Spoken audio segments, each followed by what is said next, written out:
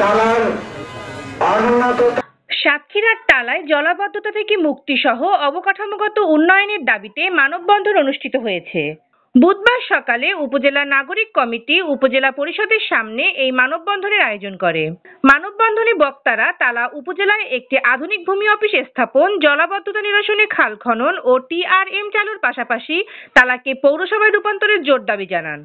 উপজেলা নাগরিক কমিটি ও তালা প্রেস ক্লাবের সভাপতি এম.এ. হাকিমের সভাপতিত্বে ও উপজেলা নাগরিক কমিটির সদস্য মোস্তাফিজুর রহমান রেন্টুর পরিচালনায় মানববন্ধনে বক্তব্য রাখেন উপজেলা নাগরিক কমিটির সাধারণ সম্পাদক শফিকুল ইসলাম, বীর মুক্তিযোদ্ধা আলাউদ্দিন জোয়ারদার, উপজেলা পানি কমিটির সাধারণ সম্পাদক মীর জিল্লুর রহমান, উপজেলা স্বেচ্ছাসেবক দলের আহ্বায়ক রফিকুল ইসলাম দাদুভাই, নাগরিক কমিটির সহসভাপতি ডাক্তার জাকির হোসেন, রেজাউল ইসলাম রেজা, গাজী শহীদুল্লাহ, ইউপি সদস্য শেখ আব্দুল রাজ্জাক প্রমুখ।